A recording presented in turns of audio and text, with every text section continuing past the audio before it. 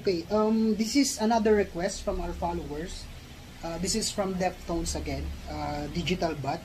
So, let's go. For the tuning, this is drop C again. So, karamihan na tuning ni Stephen Carpenter is more on drop C.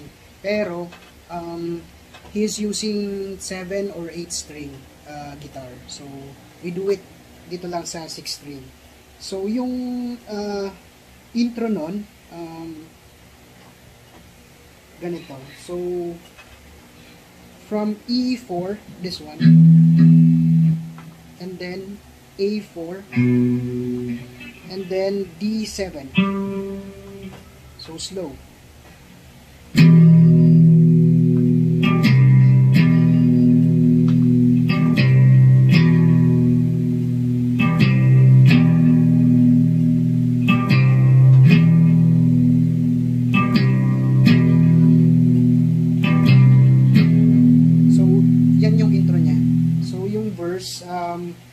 Will be next. Okay, for the verse, same lang, same guitar riffs dun sa intro, like this.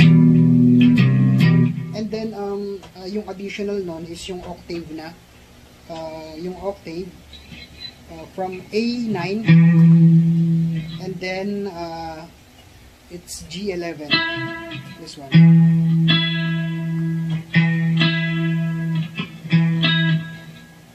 And then, yung D, this one is muted, okay? And then from 9, you will slide to 12, and then G14, slow.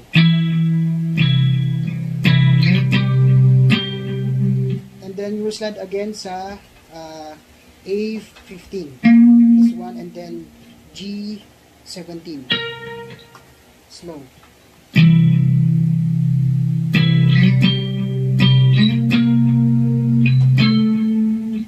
From 15, slide ka sa 14. And then sa G naman, it's 16.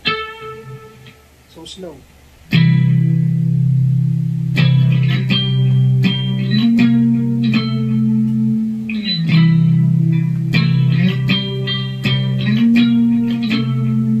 And then, balik ulit dun sa verse, this one.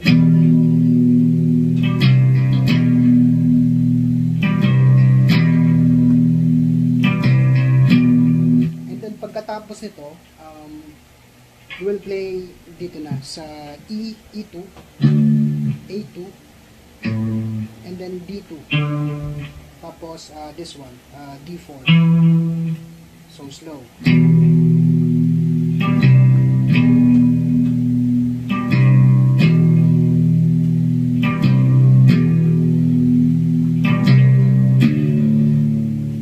And then you would be bending this D4.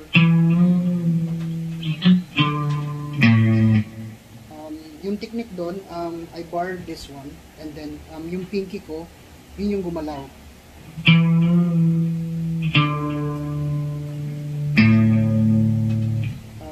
Para maintindihan ninyo. So, from this one, you will be playing E muna, and then bend mo yung D4,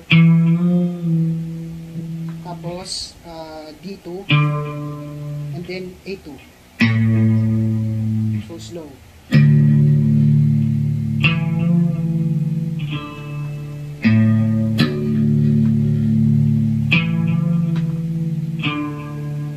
And then pagkatapos nun, lagyan mo siya ng distortion. You will put distortion kasi yung chorus na yung sunod nun. So, kagaya ganito.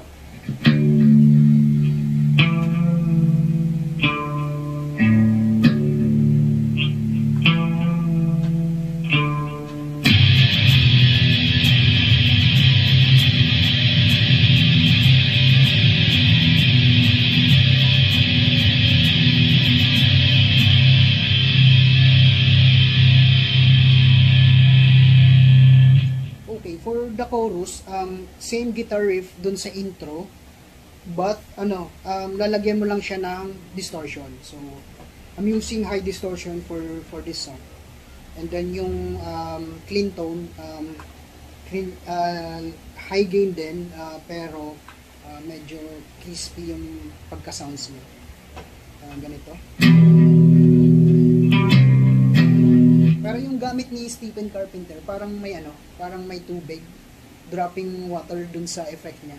So, okay, dun na sa chorus, same pattern dun sa guitar intro, yung intro nila, yung guitar riff intro. Lalagyan mo lang siya ng distortion, high distortion.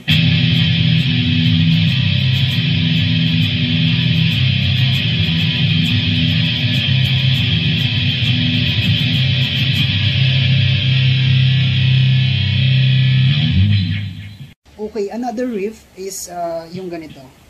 So, naka-distortion ka.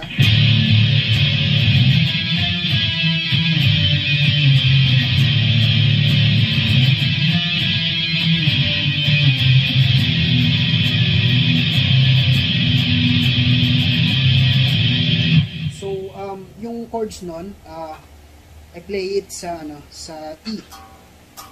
Di ba dun sa una, bali clean tone lang siya. Kinuha natin dito sa part na to. So yung ganito.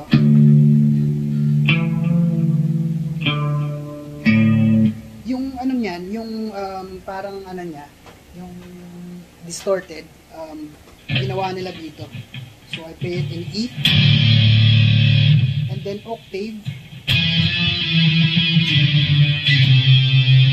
So yung octave nun is from A9 and then G11, slide mo lang sa 10 and then 7 and then 5. So slow.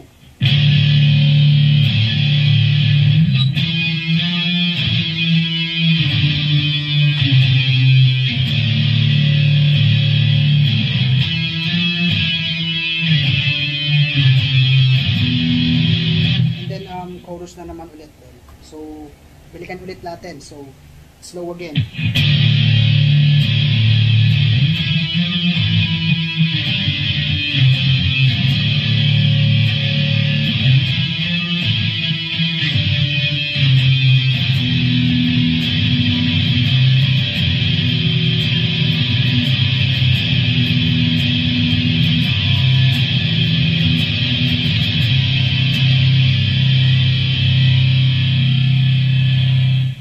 Tapos, may isang riff pa doon na yung ginawa natin like this one.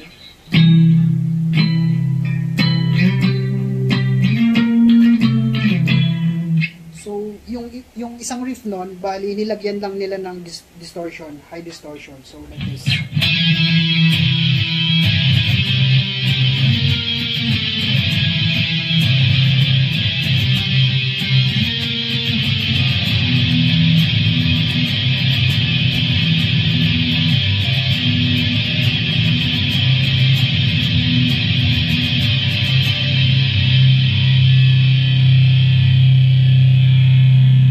That's it. So, yun lang yung guitar riff nung Digital Bot. So, madali lang siya.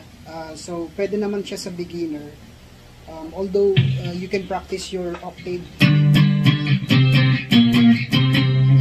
And then, kung medyo sanay ka ng mag-gitara, medyo madali ito sa'yo. Pero yung mga beginners, kaya naman. Pero, you need practice para at least ma-perfect mo yung mga riff, and then octave, and then yung mga what do you call this, yung power chords.